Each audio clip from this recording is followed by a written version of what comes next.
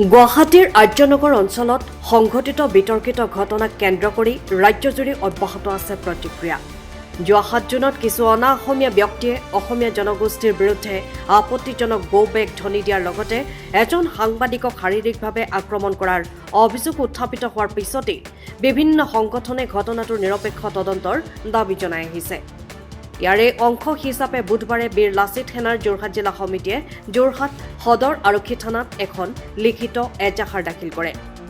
সংগঠনটোৰ বিষয়ববীয়াসকলে কয় যে আৰ্যনগৰত সংঘটিত এই ঘটনা অসমীয়া সমাজৰ স্বাভিমান আৰু অনুভূতিক আঘাত কৰাৰ লগতে সংবাদ মাধ্যমৰ কৰ্মীসকলৰ সুৰক্ষাক লৈও গভীৰ উদ্বেগৰ সৃষ্টি কৰিছে। তেওঁলোকে অভিযোগ কৰে যে সংবাদ সংগ্ৰহ কৰিবলৈ যোৱা এজন সাংবাদিকক আক্ৰমণ কৰা ঘটনাই গণতান্ত্ৰিক ব্যৱস্থাত সংবাদ মাধ্যমৰ স্বাধীনতা আৰু সুৰক্ষাৰ বিষয়টো পুনৰ এবাৰ উজাগৰ কৰি তুলিছে। সেয়েহে ঘটনাটোৰ সম্পূৰ্ণ নিৰপেক্ষ, স্বচ্ছ আৰু গভীৰ তদন্ত কৰি জড়িত দোষীসকলক শীঘ্ৰেই চিনাক্ত কৰাৰ লগতে কঠোৰ আইনগত ব্যৱস্থা গ্ৰহণৰ দাবী জনায় সংগঠনটোৱে। বীৰ লাচিত সেনাৰ প্ৰতিনিধিসকলে লগতে কয় যে অসমত বসবাস কৰা সকলো জনগোষ্ঠীৰ মাজত সম্প্ৰীতি আৰু পাৰস্পৰিক সন্মান অটুট ৰখাটো অত্যন্ত প্ৰয়োজনীয়। এনেধৰণৰ ঘটনা যাতে ভৱিষ্যতে পুনৰ সংঘটিত নহয় তাৰ বাবে ৰাজ্য চৰকাৰ আৰু আৰক্ষী প্ৰশাসনে অধিক ফলপ্ৰসূ ব্যৱস্থা গ্ৰহণ কৰিব লাগিব বুলি তেওঁলোকে মত প্ৰকাশ কৰে। সংগঠনটোৱে অসমীয়া সমাজৰ সুৰক্ষা, সাংস্কৃতিক মৰ্যাদা আৰু সাংবাদিকসকলৰ নিৰাপত্তা নিশ্চিত কৰাৰ ক্ষেত্ৰত চৰকাৰক দৃঢ় পদক্ষেপ গ্ৰহণৰ আহ্বান জনায়।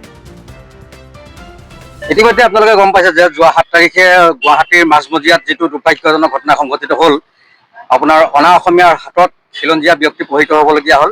আৰু আটাইতকৈ দুখৰ বিষয়টো হৈছে কি, আমি ইতিমধ্যে সামাজিক মাধ্যমৰ যোগেদি আমি জানিব পাৰিছোঁ যে গুৱাহাটীৰ সেই DCP মহোদয়ে সেই বিষয়টো মানে কোনো অনা অসমীয়া আৰু খিলঞ্জীয়া সংঘাত নহয় বুলি কৈছে, এটা ধন দাবী ঘটনা বুলি কৈছে।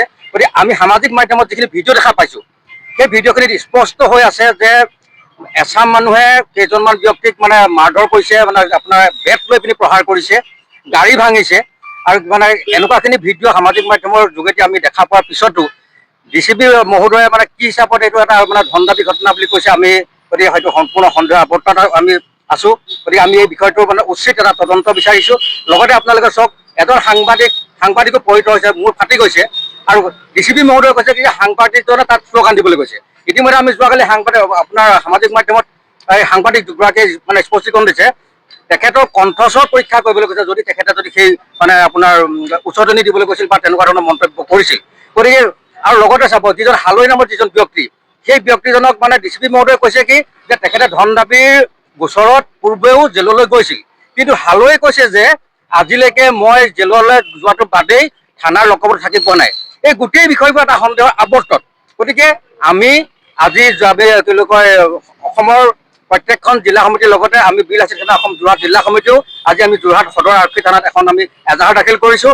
আমি যিজন ইয়াৰ মানে মূল কাণ্ড আমি সামাজিক মাধ্যমৰ যোগেদি জানিব পাৰিছোঁ, যিজন মূল কাণ্ডাৰী আলোক ত্ৰিপাঠী, তেখেতক গ্ৰেপ্তাৰ কৰি এটা সুস্থিৰ গণতন্ত্ৰত মানে থাকি সকলোৱে মানে সহসন্মতত এটা নিৰপেক্ষ তদন্ত কৰি দোষীক গ্ৰেপ্তাৰ কৰি উচিত শাস্তি প্ৰদান কৰিবলৈ আমি দাবী জনাইছোঁ।